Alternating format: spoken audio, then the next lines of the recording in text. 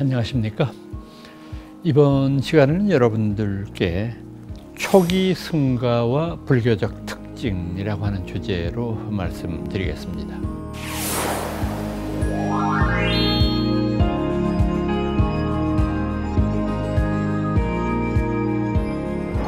초기, 그러니까 서가모니 부처님이 저희들 곁에 계실 때, 그때 이분이 이룩한 불교가 가지고 있었던 사찰은 어떤 모습이었을까?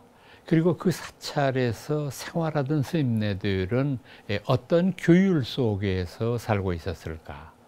이런 것들에 대한 전반적인 말씀을 드리려고 합니다. 우선 우리 불교의 단체를 뭐라고 부르느냐 하면 쌍가라고 부릅니다. 쌍가라고 하는 인도말을 우리말로 바로 옮기는데 조금 뜻이 복잡하기 때문에 그냥 나는 대로 승가 이렇게 번역을 한 것이죠. 이 쌍가라고 하는 말의 원래 의미는 화합하는 집단이라는 뜻입니다. 그러니까 우리 불교의 승가는 화합을 으뜸의 그런 그 조건으로 삼는 단체다 하는 뜻이겠죠. 이 화합의 승가는 흔히 사부중이라고 얘기하죠. 사부중이라고 하는 것은 출가한 남자 스님네들을 비구라고 부르고 출가한 여성들을 비구니 이렇게 부르고 남자 신도들 그냥 일반 그 집에서 경제 활동을 하고 가정을 지키는 이런 분들을 우바세라고 부르고 마찬가지로 여성 신도는 우바이 이렇게 불러서 사부중이라고 하죠. 간혹 가다가 뭐 칠부중이니 팔부중이니 이런 말을 쓰는 경우도 있는데 기본이 되는 건 이 사부중입니다. 사부중 가운데에서 뭐 18살 미만의 그러니까 우리식으로 따지면 아직 미성년일 경우에 남성은 3위, 여성은 3위이니 그다음에 18살 이상서부터 성인이 되기까지 20살 되기까지의 그 2년 동안의 그 여성 출가자들은 식차마나 이렇게 부르고 뭐 이렇게 해서 여러 가지 조금 세분화된 건 있지만 뜻은 지금 말씀드린 이 사부중이 가장 기본이 되는 것이죠. 이 승가의 구성에 있어서 가장 중요한 존재는 아무래도 비구승단이 되겠죠. 출가한 남자 승려들이 주동이 되어서 불교를 전파하거나 또는 불교 여러 법식들을 현실 속에 펴내는 그런 일들을 많이 해왔는데 여기서 이제 먼저 한마디 잠깐 짚고 넘어가야 될 것은 초기 불교 교단의 모습을 보기에 앞서서 굉장히 그 여성의 출가가 우리 불교에서는 늦은 흔적들이 많이 있어요.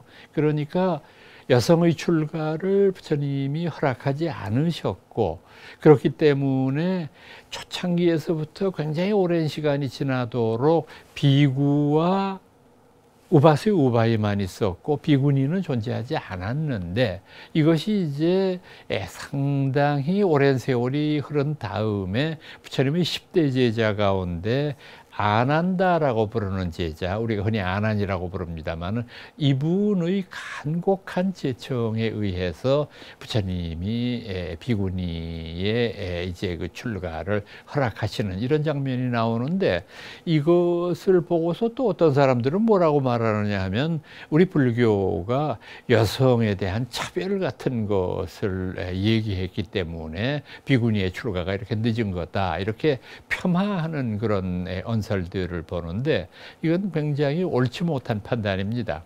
왜냐하면은 당시의 출가자들은 절이 생기기 이전까지는 끊임없이 천하를 움직이면서 여행하면서 많은 이들에게 불교의 위대한 가르침을 전파하기 위해서 살았었습니다.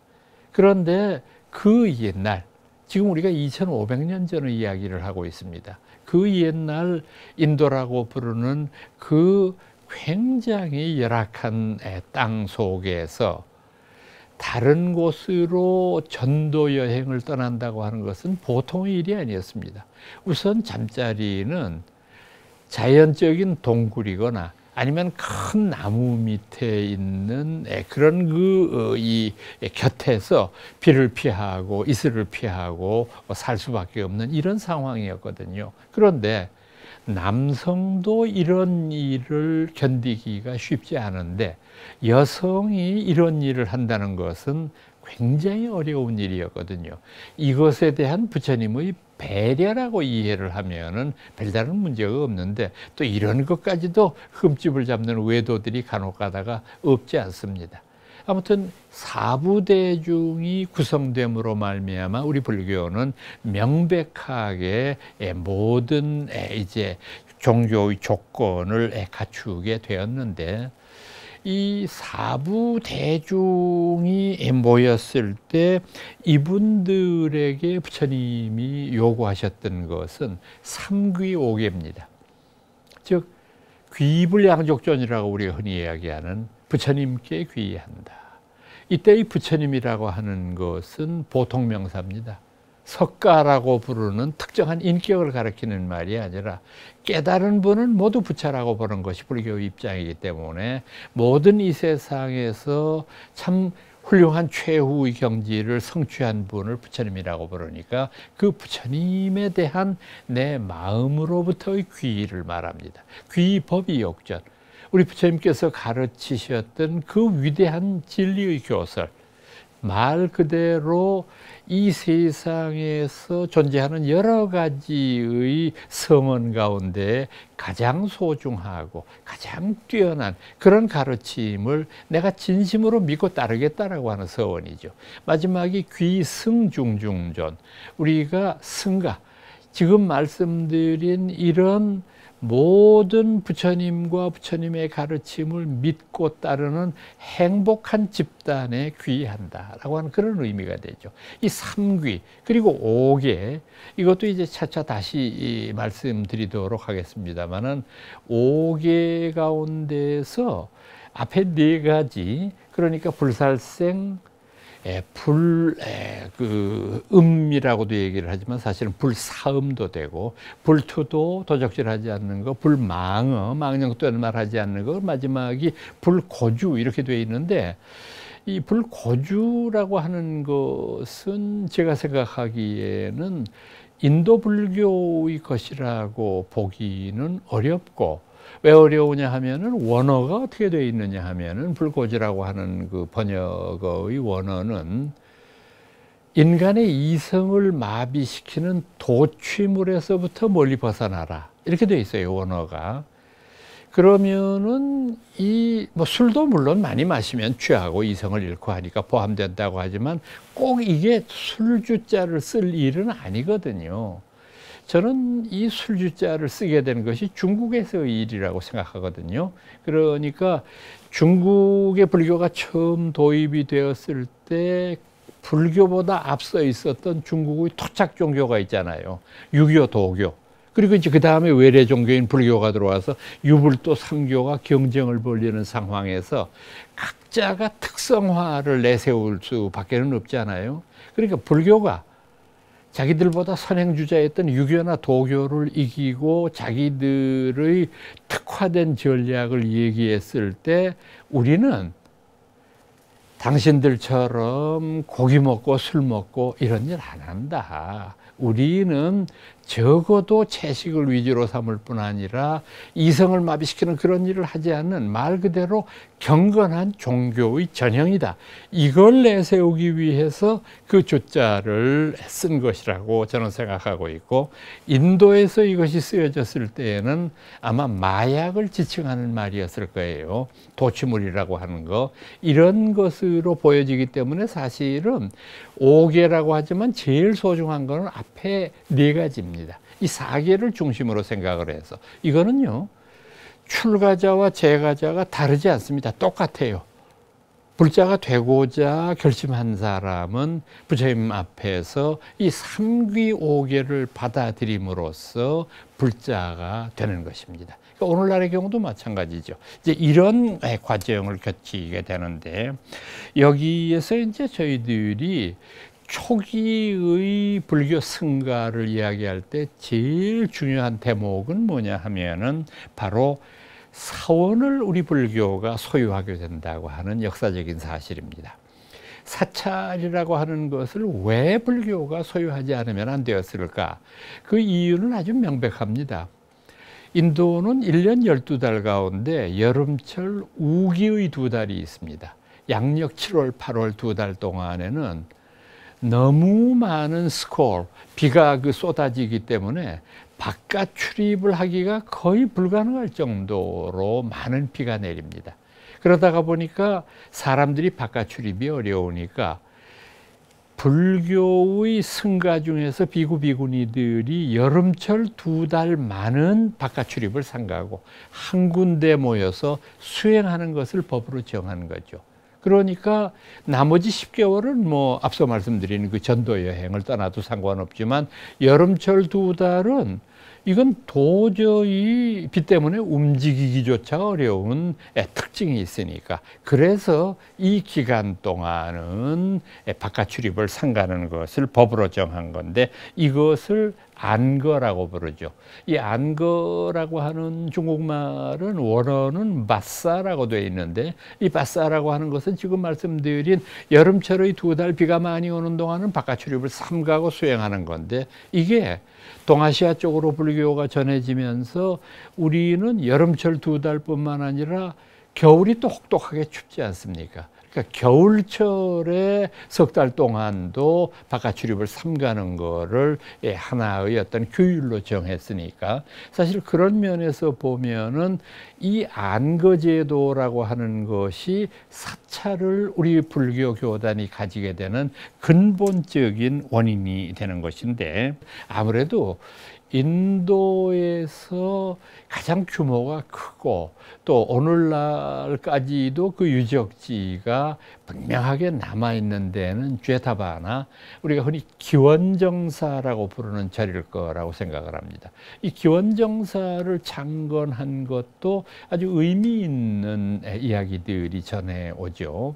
이 기원정사는 부처님이 코살라라고 하는 나라를 방문했을 때 그곳에 있었던 어떤 재벌이 기증한 것입니다. 그러니까 부처님은 일생 동안 남쪽으로는 마가다라고 하는 나라에 제일 많이 내려가셨고 많이 머무셨고요. 그 다음에 북쪽으로는 지금 말씀드린 코살라에 많이 계셨으니까 이 두 나라를 집중적으로 왕래하셨던 걸로 보이는데, 이 코살라라고 하는 데에 어떤 한 불교 신자가 참 그 부처님 모실 때마다 너무 송구스러워요. 그 어른이 그냥 큰 나무 밑에서 비를 피하시거나 이런 모습을 보면서 가슴도 아프고, 어떻게 하면 이분을 좀 더 편안하게 우리 곁에 오래 모실 수 있을까 생각하다가 부처님한테 절을 하나 지어서 모시면은 훨씬 부처님도 편하시고 다른 모든 따르는 제자들도 편해질 것 같아서 그렇게 절을 짓기로 결심을 했습니다. 그래서 코살라라고 하는 나라에서 제일 좋은 땅터를 이렇게 보고 탐나는 데가 있어서 이제 그곳을 사려고 했는데, 공교롭게 그 장자가 사려고 하는 땅이 그 나라 임금의 아들 태자의 별장이었어요. 그러다가 보니까 가운데 사람을 넣어서 자꾸 팔라고 해도 태자가 뭐 돈하고는 관계가 없는 사람이잖아요. 그 뭐 천금을 줘도 안 팔겠다고 그러는데, 집요하게 이 장자가 팔라고 자꾸 이렇게 이제 채근을 하니까 귀찮아서 태자가 어떤 말을 했느냐면, 정말 안 팔겠다는데 어떻게 이렇게 집요하게 나한테 얘기를 합니까? 만약에 당신이 정 그 땅을 사고 싶으면 땅 위를 전체 다 순금으로 덮으면 그때 내가 한번 생각해 보겠습니다. 말이 끝나기가 무섭게 이 장자가 그 태자의 별장 위에다가 금을 깔기 시작합니다. 태자가 잠깐 일이 있어서 나갔다 들어와 보니까 이 사람들이 와서 그 땅 위를 금으로 덮고 있어요. 하도 놀래가지고 이게 무슨 일입니까? 당신이 조금 전에 땅 금으로 덮으면 판다고 그래서 내가 덮습니다. 태자가 감동했어요. 무엇에 쓰려고 그러면 이렇게 귀중한 그 금을 덮습니까? 예. 태자님은 모르실지 몰라도 부처님이라고 한 분이 있습니다. 참 훌륭한 분인데 그분의 가르침을 믿고 따르는 사람들이 이 코살라에서도 굉장히 많습니다. 그분이 이곳에서 머물 수 있도록 제가 이 땅을 사려고 하는 겁니다. 태자가 다시 말을 했죠. 그러면 나머지 땅의 절반은 제가 희사를 하겠습니다. 그렇게 훌륭한 분이라고 한다면 모든 사람들이 하나의 그 자그마한 금반지를 위해서 목숨을 버릴 정도로 탐착하는데 이걸 세상에 맨 땅 위에다가 덮을 정도로 그것도 당신 개인적으로 무슨 쓰는 목적이 아니라 부처님을 위해서 헌납하겠다는데 정말 그분이 얼마나 훌륭한 분인지 알겠습니다.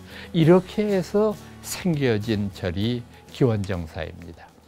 지금 이 인도의 기원정사라고 하는 곳은 인도의 슈라바스티라고 하는 데에 있습니다. 슈라바스티. 이 지명도 재미있는 지명이에요. 이 슈라바스티라고 하는 지명을 옛날에 중국 사람들이 불경을 옮길 때 말입니다. 슈라바스티. 그때 부처님께서 슈라바스티에 계실 때 이걸 여러분들 같으면 한문으로 어떻게 옮기시겠어요? 그래서 이때 어떻게 썼느냐 하면 일시의 불제 신라벌, 슈라바스티, 신라벌 비슷하잖아요. 음나는 그대로 해서. 그때 부처님이 신라벌에 계실 때 여러분 어떻게 연상되는 단어가 없습니까? 신라벌, 우리나라에 들어오게 되면 설화벌 이렇게 되잖아요. 그 다음에 저는 우리나라의 수도 서울도 여기에서 왔다고 생각을 합니다. 슈라바스티라고 하는 게 신라벌, 신라벌이 우리나라에 들어와서 설화벌, 나중에 이것이 라자가 가운데 생략이 되면 서벌, 서벌이 서알, 서알이 서울 이렇게 된 거라고 생각을 합니다. 그러니까 이상하잖아요. 서울이라는 순수 우리말 이름이 어디에서 왔는지 그 흔적을 찾을 길이 없어요. 대부분 고대 사회라고 한다면 이게 한문 이름이 있어야 되는데 없잖아요. 그래서 오죽해야 옛날에 중국 사람들이 하도 서울이라는 걸 발음하기 싫어하고 늘 한성이라고 쓰거든요. 이게 말이 됩니까? 남의 수도가 한성이라고 하는 언제적에 쓰여졌을지도 모르는 이름을 가지고 그래서 우리나라 정부에서 항의를 하고 그 한성이라는 말 대신에 서울과 발음이 비슷하고 뜻도 괜찮은 수이라고 하는 말을 쓰도록 좀 해주십시오. 아직까지도 다 고쳐지지는 않았어요. 근데 많이 고쳐지기는 했더라고요. 보니까 수이 뭐 이런 식으로 쓰게 되는데 이 서울이라고 하는 명칭도 사실은 부처님께서 오래 머무셨던 슈라바스티라고 하는 그 음역일 거라고 저는 생각을 하고 있습니다. 이 슈라바스티라고 하는 데에 있는 기원정사터는 보면 굉장히 우선 규모가 어마어마합니다. 우선 들어가는 그 입구에서부터 거대한 강당터가 보이고 그 다음에는 부처님이 직접 드셨다고 하는 우물의 흔적이 아직도 남아있고 또 부처님이 계시던 요사체도 지금 그대로 있고 탑의 자리도 남아있고요. 그래서 이 모든 것들이 남아있는 유물 구조로 보면 적어도 1000명 이상이 한 곳에서 생활할 수 있는 그런 어마어마한 규모를 가지고 있죠. 그러니까 이런 기원정사를 소유하게 되면서부터 불교의 본격적인 어떤 규율들이 결정될 수밖에 없지 않습니까? 많은 스님네들이 한 군데 모여서 생활을 하다가 보면은 서로 지켜야 될 에티켓도 있고 또 그런 에티켓보다도 더 근원적인 어떤 그 규율 같은 것들을 정하지 않으면 안 되지 않습니까? 바로 이제 이런 것들이 제정되게 되었을 것이라고 생각을 합니다. 그래서요, 인도의 절은 크게 두 가지로 나누어서 생각하셔야 돼요. 첫째는 차이띠아라고 하는 개념이 있는데, 차이띠아라는 거는 예배당이라는 뜻입니다. 그러니까 불상을 모시거나 또는 우리 불교에서 존경하는 어떤 대상을 가까이 두고 예배를 하는 그런 장소고, 그 다음에 흔히 우리 스님네들이나 다른 일반 내방객들이 머물 수 있는 요사체의 개념은 비하라라고 부릅니다. 인도에서는. 우리말로 옮기면 정사라는 뜻이죠. 그러니까 우리나라의 절은 차이띠아와 비하라의 기능을 합한 거죠. 근데 이제 인도의 경우에는 비하라와 차이띠아가 분리되어 있는 경우가 참 많이 있죠. 스님들이 한 군데 모여서 수행할 때는 비하라, 그 다음에 스님네들이 예불을 모시거나 했을 때는 차이띠아, 이런 식으로 구분되어 있는 경우들이 많은데, 자, 이 공동생활에서 앞서 안거라고 하는 제도는 말씀을 드렸는데, 또 하나 중요한 우리 초기 교단의 규율 가운데 포살법회라는 게 있어요. 포살, 인도말로는 우퍼사타라고 쓰는데요. 이 우퍼사타라고 하는 것은 요즘 우리가 쓰는 용어로 말씀드리면은 참회의례입니다. 참회하는 거.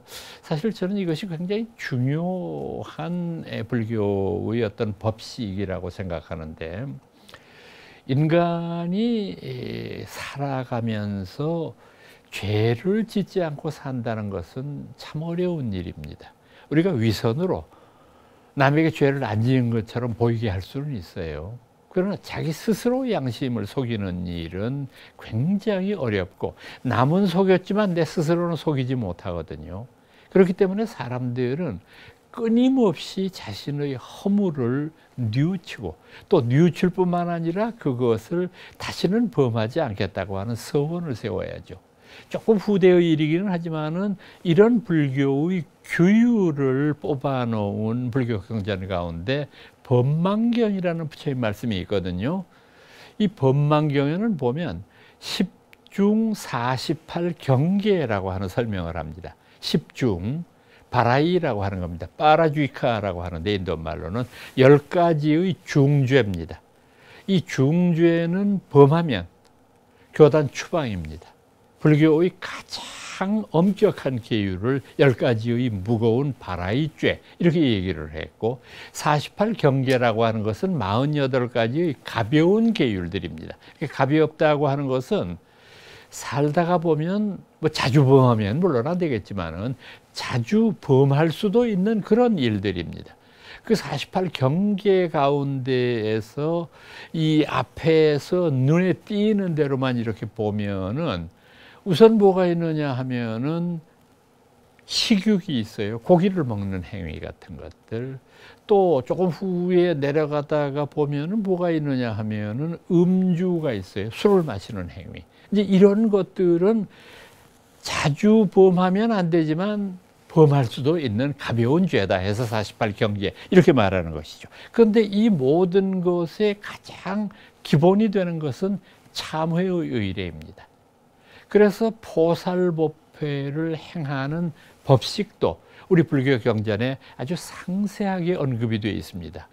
우리 불교는 참회를 뭐 이렇게 이웃종교에서 보니까 뭐 커튼 쳐놓고 이렇게 이 신부님하고 이야기를 하는 것 같던데, 그렇게 하지 않고 우리는 여러 대중 앞에서 그 참회의 의례를 진행하는 거죠. 이 참회의 의례는 2주에 한 번, 즉 보름에 한 번씩은 반드시 실천하도록 되어 있습니다.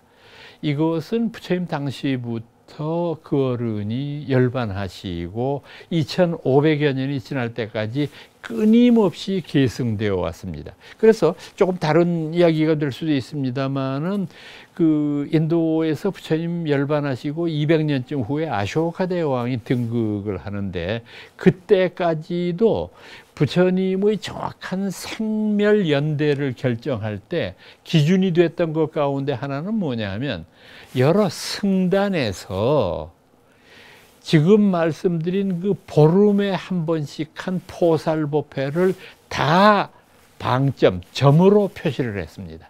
그러니까 그 승단이 가지고 있는 포살법회의 하나, 둘, 셋, 열 하면 그 보름 동안을 10번, 150일이라는 의미가 되니까 그게 100번, 1000번 되는 거를 계산을 하면은 부처님의 생멸연대가 나올 수 있지 않습니까? 그렇게 그 연구하는 태도를 보인 사람들도 있을 정도였습니다.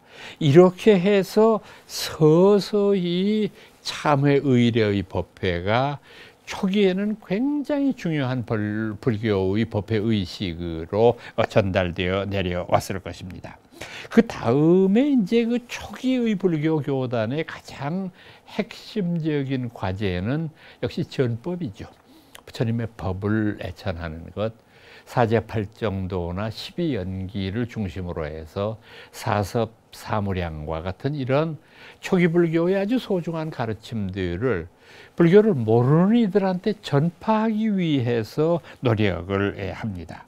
그런데 이 불교의 전법 태도에서 우리가 꼭 기억을 해야 될 것이 있어요. 그건 뭐냐 하면은 이 전법이라고 하는 것이 꼭 우리 부처님의 가르침의 태도를 보면은 이것이 어떤 하나의 특정한 기준에 의해서 운영되고 있다는 것을 발견할 수 있어요. 그건 뭐냐 하면은 우선 부처님의 설법을 듣는 사람의 근기라고 불교에서는 얘기하죠. 그 사람의 소질, 그 사람의 역량, 그 사람의 능력, 여기에 맞추어서 설법을 합니다. 그러니까 어렵고 난삽하고 이런 것을 좋아하는 지식인들의 경우에는 어렵게 설명을 하지만 반대로 정말 살아가는 일에 이제 젖어서 어려운 것들은 싫고 쉽지 않으면 안 되는 것들, 이런 것들을 설명할 때는 아주 쉽게 설명을 하죠. 자, 한마디로 우선 이런 게 있어요. 불교 경전 중에서 포유경이라는 경전이 있어요. 포라고 하는 것은 우리가 흔히 얘기하는 이런 옷감을 포라고 그러지 않습니까? 그 옷감의 비유라고 하는 경전인데 이건 뭐냐 하면은 부처님께서 제자들한테 업이라고 하는 것이 얼마나 중요한 것이고 업을 잘못 닦았을 때 어떤 일이 벌어지나 하는 것을 설명을 했습니다. 신구의 삼업이 어떤 작용을 불러일으키고 그 작용은 어떻게 나에게 과보로서 드러나는 것일까, 이것에 대해서 설명하고 어떻게 하든지 그대들 수행자들은 신구의 삼업을 청정하게 갖고 와야 된다. 그런데 법문을 그렇게 열심히 했는데도 그 가르침을 한 번 들으면 잊어버리는, 뭐 조금 기억력이 부족하거나 머리가 나빴거나 그렇겠죠. 그런 비구가 있었어요.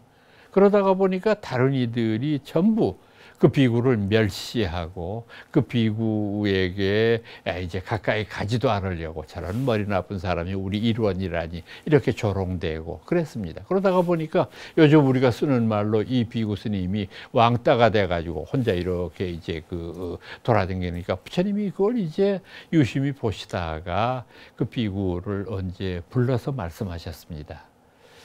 그대가 내 업의 법문을 들었는가? 예, 들었습니다. 근데 그것을 잘 이해하거나 또는 잘 외우지 못하는가? 죄송합니다, 부처님. 제가 머리가 나빠서 도저히 못 외워서 송구스럽습니다. 그래. 그러면 지금부터 내가 시키는 대로 하렴. 어떻게 할까요?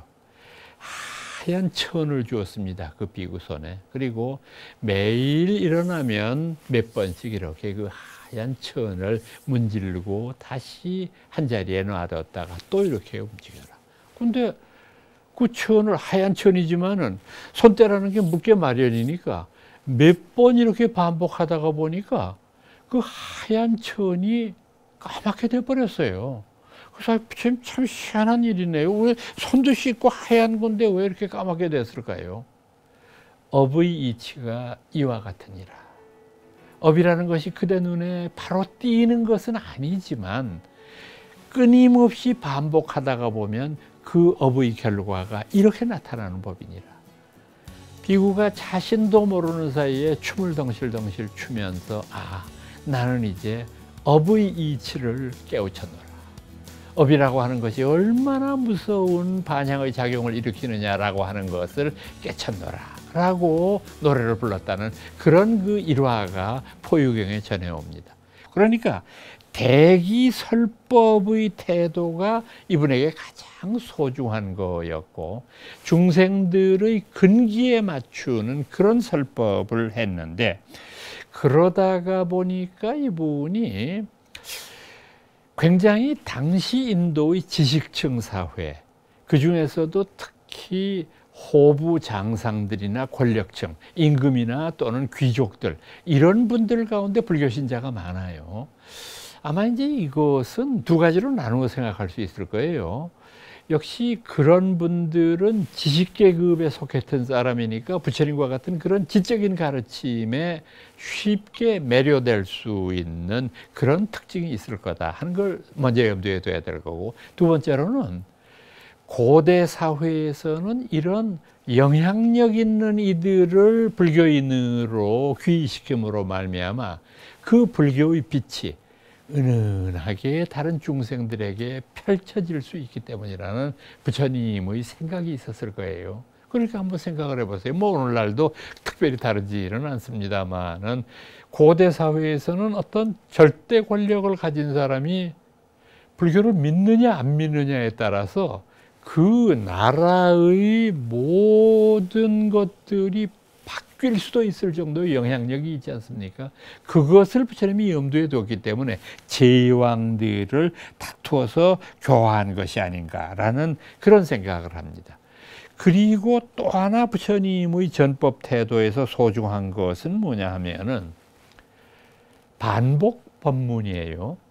조금 여러분들 그 의아하게 들으실런지 몰라도 사실 불교 공부를 제일 처음 시작했을 때 제가 조금 그래서는 안 되는데 젊었을 때 조금 짜증스러울 때가 있었어요. 왜냐하면 자꾸 똑같은 말이 반복해서 나오니까. 그러니까 저는 지금 마음이 급하니까 빨리 다음번으로 이렇게 넘어가서 그 다음 말씀을 배우고 익히고 싶은데, 뭐 이를테면 이런 거예요. 어떤 제자가 부처님한테 세상은 영원합니까? 영원하지 않습니까? 라고 물었다. 그때 부처님은 세상은 영원하다면 영원하지만 영원하지 않다면 영원하지 않은 것이다 라고 대답을 하셨다. 그랬더니 그 제자는 제가 부처님한테 세상이 영원한 아니냐라고 물었는데 부처님은 영원하다고 생각하면 영원한 거고 영원하지 않다고 생각하면 영원하지 않은 것이라고 대답하셨는데, 그렇다고 한다면 영원한 겁니까? 영원하지 않습니까? 이걸 계속 자기가 던질 질문을 부처님의 답변과 같이 엮어서 하니까 참 짜증이 나요. 이게 보는데 이게 부처님 당시에는 이렇게 머리 나쁜 사람이 많았나? 그냥 그 다음 그 문장으로 넘어가면 될 텐데 이런 생각을 했는데, 그게 굉장히 제가 잘못 생각이라는 것을 나중에 깨우쳤어요. 이게 뭐냐면 반복 법문입니다. 여러분 또 하나만 더요. 불교 경전을 읽다가 보면은 제일 마지막 장쯤에 가면 뭐 총루품 대개 이렇게 나오는데 보면 수지 독송의 공덕이라고 하는 게 나옵니다. 이 부처님의 말씀을 수지하고 독송하면 그 공덕이 한량없이 많으리라. 수지, 우리말로 한번 생각해보세요. 수지라는 거 받아들인다는 말이잖아요. 그러면 부처님 말씀을 쓴 불경을 그냥 가슴에 품고 다니면 되겠구나. 수지니까. 독송, 입으로 외우면 되잖아요. 외우면 되는 거니까 이게 큰 소리 내서 읽어야지. 그런데 자꾸 그 수지 독송을 읽다가 보니까 제 나름대로 이런 생각이 문득 들었어요. 수지라는 건 단순하게 받아들인다는 의미가 아니다. 이거는 이 소중한 가르침을 내 가슴 속에 아로 새긴다는 뜻이다. 수지라고 하는 게. 부처님 말씀을 그냥 듣고 흘리지 말고 내 가슴 속 깊은 곳에 새겨라. 이게 수지다. 독송도 마찬가지예요. 독송이라는 게 입으로 외우는 것이면은 그것은 의미가 반감되는 거죠. 여러분, 우리가 불교 수행하는데 염불이라는 게 있잖아요. 염불 생각해 보세요. 생각념자하고 부처불자예요. 염불은 입으로 외우는 것이 아니라 부처님을 생각하는 거예요. 그래서 그 부처님의 가르침을 알아 새기는 게 염불입니다. 서산대사도 그렇게 말씀하지 않습니까? 염불을 하라고 가르쳤는데 염불은 하지 않고 입으로만 관세음보살을 부르고 있으니 그건 염불이 아니라 호불이다. 참 그 양반도 시니컬한 사람이에요. 그런 그 아주 극단적인 표현을 써서 수행의 참다운 의미를 우리들한테 일러주시지 않습니까? 그런 뜻으로 이 많은 부처님의 가르침을 반복적으로 가르침으로써 그것을 내 것이 되도록 하는 그런 공부 방법입니다. 옛날에 서당식 교육이라고 하는 것도 한번 생각해 보세요. 우리가 지금 뭐 그 고리타분한 교육이라고 쳐다보지도 않으려고 하는데 그 서당 교육은 뭡니까? 훈장한테 회초리로 종아리를 맞으면서까지 그 전날 배운 거를 다 외우지 않으면 다음으로 넘어가지 않잖아요. 그러니까 철저하게 반복 교육입니다. 외워서 하는 거예요. 근데 사실은 요즘 우리가 진행하고 있는 이런 그 사양적인 형태의 강의라고 하는 것이 참 훌륭하고 좋을 것 같은 생각이 여러분들 드실런지 몰라도 그렇지 않습니다. 서양식의 이런 강의는 우리들을 반복적으로 이해시키는 데는 미흡하거든요. 그것을 부처님은 실현하신 거다. 이렇게 말씀드릴 수가 있습니다. 그렇다고 한다면 초기 불교의 교단은 어떤 특징을 가지고 있을까? 우선 부처님의 모든 가르침이 그렇습니다만은 특히 사제팔정도를 중심으로 생각해 보면 참 그 가르침 자체가 굉장히 논리적이고 체계적이라는 걸 우리가 느낄 수가 있어요. 자, 사제팔정도 한번 복습해 보시죠. 고죄, 삶은 고통이라고 하는 것, 집죄, 그 고통의 원인은 탐진치의 삼독심이라고 하는 것, 멸죄, 그 모든 고통을 없애버린 행복의 경지, 멸을 얻기 위해서는 어떻게 해야 되느냐, 도죄, 정견, 정사, 정어, 정업, 정명, 정념, 정정진, 정정. 이 8가지는 위에 탐진치의 삼독이 나왔기 때문에 다시 세수로 요약하면 개정해가 되는 것이죠. 그러니까 해탈이란 건 뭐냐? 탐진치의 삼독심이 개정해로 바뀌게 되는 것. 아주 정연하잖아요. 수학 공식 보는 것 같지 않습니까? 그렇게 이런 체계적인 가르침을 주셨기 때문에 많은 인도 지식인들의 호응을 받을 수 있었던 거라고 저희들은 생각합니다. 그 다음에 또 부처님의 가르침의 특징 가운데 하나는 외도들의 도전에 대해서 정면으로 대응하기보다는 외도들 스스로가 자신의 잘못을 뉘우치게 만드는 그런 고차원적인 어떤 방법을 쓰셨다고 하는 점입니다. 이를테면 그런 거 여러분들 아마 유명한 일화니까 다 아시리라고 생각합니다만은 불교 교단이 아주 번성하고 발전하게 되니까 불교와 거의 동시대에 있었던 다른 종교에서 굉장히 시기를 하고 비판을 하는데 뭐 딱히 흠잡을 때가 있어야죠. 부처님 가르치신 것 중에서. 그래서 아주 졸렬한 방법이지만은 몇몇 이교도들이 부처님을 비입자하고 찾아왔어요. 뭐 저들이야 뭐 그런 사람들이 늘 다반사로 오는 일이니까 안내했겠죠. 그래서 부처님을 비했는데 인사도 끝나기 전에 이 외도들이 부처님을 향해서 아주 듣기 거북한 욕설을 내뱉기 시작했습니다. 참 나의 나쁜 놈이고 남을 속이는 사람이고 막 그냥 욕설을 퍼부니까 옆에 있는 제자들도 당황하지만 어떻게 할 방법이 없잖아요. 막 강제로 이제 끌어내려고 이렇게 하니까 괜찮다고 그냥 놔두라고. 가만히 부처님이 듣고 계시니까 하는 사람이 좀 싱겁지 않습니까? 뭐 좀 이렇게 대꾸를 하고 부처님이 덤벼들어야 이게 좀 더 심한 용담으로 이제 그 욕지거리로 시작을 하도 가만히 계시니까 묵무부답이니까 그 다 듣고 계시다가 부처님이 물었어요. 다 하셨냐고. 예, 뭐 조금 더 하고 싶은데 뭐 대꾸가 없으니까 재미가 없어서 그만하겠습니다. 그때 부처님이 이런 말씀하셨죠. 만약에 당신이 다른 어떤 이에게 선물을 가지고 가서 드리려고 하는데 그 상대방이 선물을 받지 않으면 어떻게 하겠습니까? 뭐 내가 주려는데 안 받으니 어떻게 합니까? 내가 도로 가져와야죠. 당신이 지금 나한테 참 나쁜 욕들을 내뱉었는데 내가 그 욕을 안 받아들이면 어떻게 하겠습니까? 그럼 제가 도로 가져가야죠. 가져가시죠.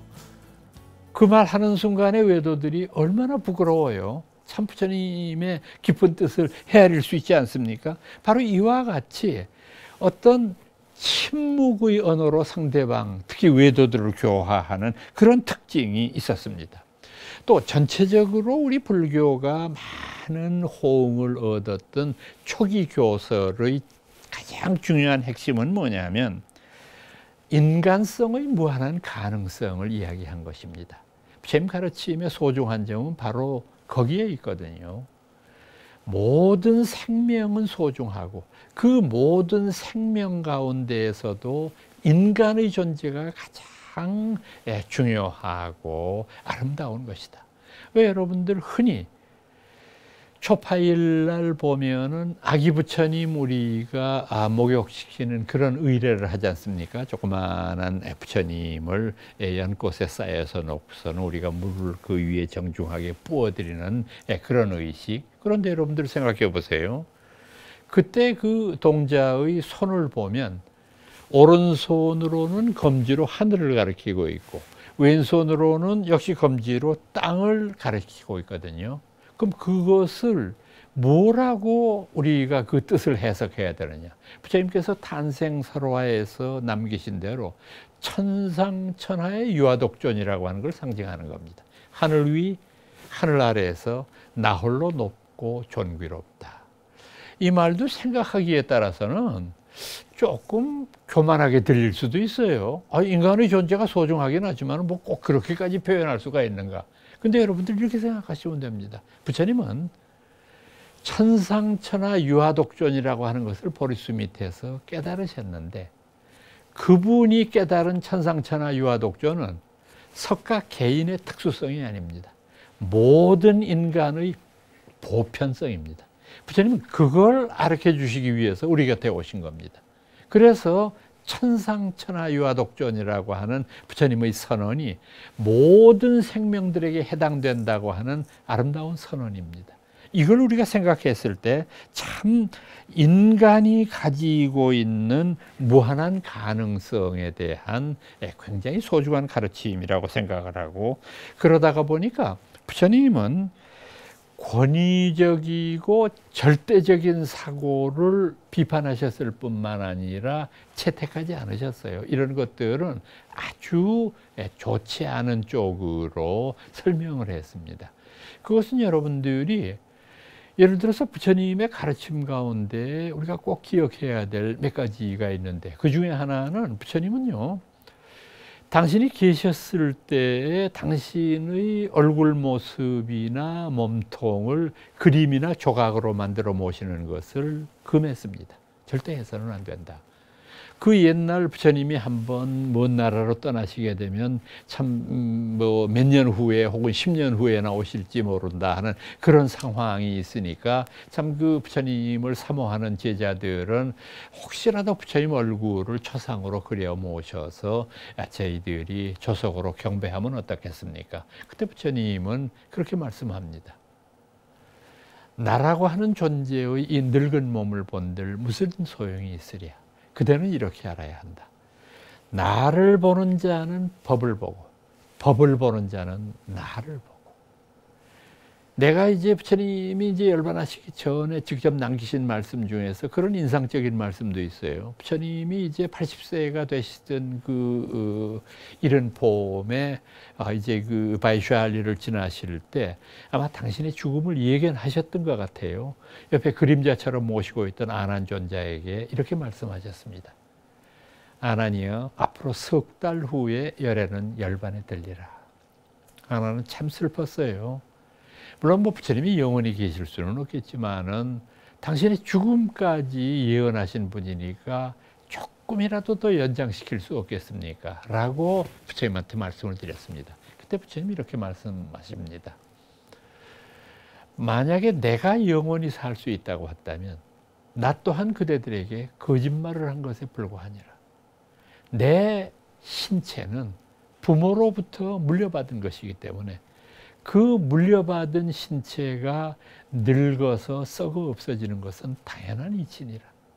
그러나 내가 간 후에 그대들은 우리 불교 교단에 지도자가 없어졌다고 생각해서는 안 된다. 내가 간 후에는 내가 가르친 진리와 그대들 스스로의 양심이 우리 불교 교단을 지키는 등불이 되리라. 중국 사람들 이 표현 아주 멋있게 했죠. 내 스스로의 양심의 등불이라고 하는 것을 자등명 이렇게 했어요. 스스로 자자를 써서 내 스스로의 등불.